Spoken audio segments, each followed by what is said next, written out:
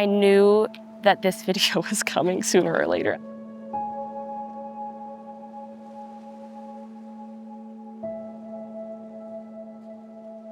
One thing you told me about your childhood is that it didn't look like most childhoods.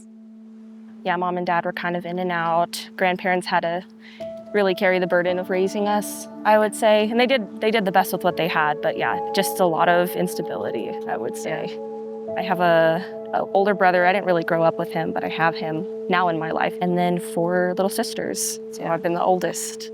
Alyssa was my full-blooded sister. We shared both mom and dad, and we were always together, when, separations would happen, whether it was CPS, whether we were like at a shelter or whatever, grandparents' house, we were always together because the blood relation. We always had the us against the world mentality, which I was really grateful because a lot of kids have to face it alone, so we helped each other. We were super close.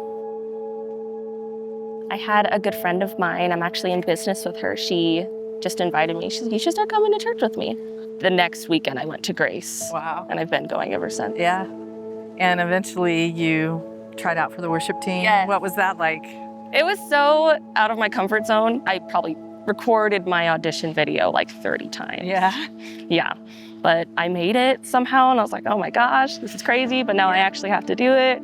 But that's been astronomical and just clearing up things like behind closed doors and just really opening the door to a really fruitful relationship with Christ, just this in the serving capacity, And did your sister come to Grace too? She did. Yeah. She eventually started coming as well, especially since I started singing. I was like, you gotta come. Yeah. And she started attending. She loved Pastor Dan. Always wanted to pick his brain after the services, and she did. Cool. I think Grace really allowed her to build a habit of getting into the Word, and Pastor Dan was able to communicate things. He's just such a gifted man, we know this. Yeah. So he just really allowed her to thrive in her faith and get rooted. And so I remember she came to me probably like August of 2022, and she was like, Cece, I think I have schizophrenia or something close to it. That was what my mom's dad had. She kind of progressed from there, started having a really hard time keeping a job, started really isolating. She would have really high highs, really low lows. Our little sisters, we would always spend summers together and stuff when they would come to visit, especially after we were separated by CPS. She eventually didn't want to be around us because somewhere along the line, the enemy said that she was going to be a stumbling block for our faith if we saw her suffering. So she just kind of started to isolate, and that, I think, is really where things took a turn for the worse. Yeah. She would have mental breaks and she would lose her stuff. She lost her ID and her social security card. We'd be having a conversation in the car and it'd be all okay, and then she'd try to jump out of a moving vehicle, I'm just done, I can't be in this situation right now. She just didn't know where to run. She couldn't do it anymore, so she took her own life. She committed suicide.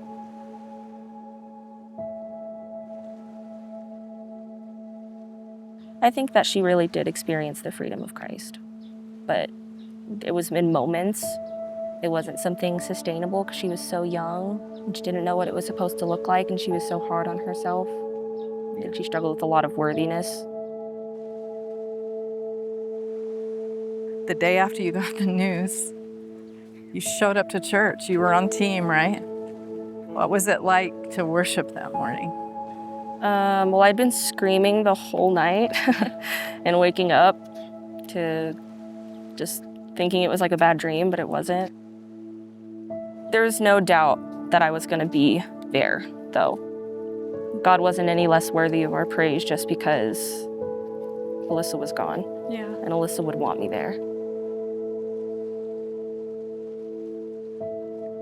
I felt his presence stronger than I ever have, physically, behind me. Yeah. And around me. Yeah. In that. And the amount of people that came into the church doors that had never experienced Christ, all of our friends that we used to party with, all of our family members who fell away, who had lost loved ones and used that as the reason of God's not good anymore. Wow. They just flooded in. Yeah, isn't that crazy? It was so cool. It was so cool. A few weeks after that, we introduced 4 to 1. Yeah. Right? How'd that feel? I was so proud to be a part of a church that is heading something like that. Yeah. But all the rest of the darkness and emptiness that was in me was like, of course it would happen, like right out, like God. Yeah. But I looked at Pastor Dan on stage and he knew loss. He wasn't gonna allow his heartbreak to stop other people from receiving the blessings. Yeah. You know, he used it as a way to help progress the kingdom and to help people and to try to make one less person feel the way that our family did. For a while when Alyssa passed, I was like, I wish I could have been there. Like, even if I couldn't have stopped it, I wish she just wasn't alone. And for Jesus to cry out on the cross and say, like, my God, why have you forsaken me? Like, he thought he was completely abandoned. And, you know, he knew it was coming the whole time and he still loved so recklessly. And the only reason that Alyssa's with him right now is because of that sacrifice. It just like, it's given me a whole other depth of who Jesus was and truly like the price that was paid. I've never thought that I'd have to live life without her. So having to navigate that, God's brought me to a point where I have no choice but to completely release control. And he took a long time to bring me to my knees to do that. And as much as it's hurt, it's been so rewarding and so necessary. And there is a lot of peace that I think I fought off for a long time because I didn't know what it was supposed to look like. I feel like there's just this gaping hole in my heart, but blessings still come and there's still joy and there's still things to be grateful and still ways to laugh. But I don't see that happening outside of Christ.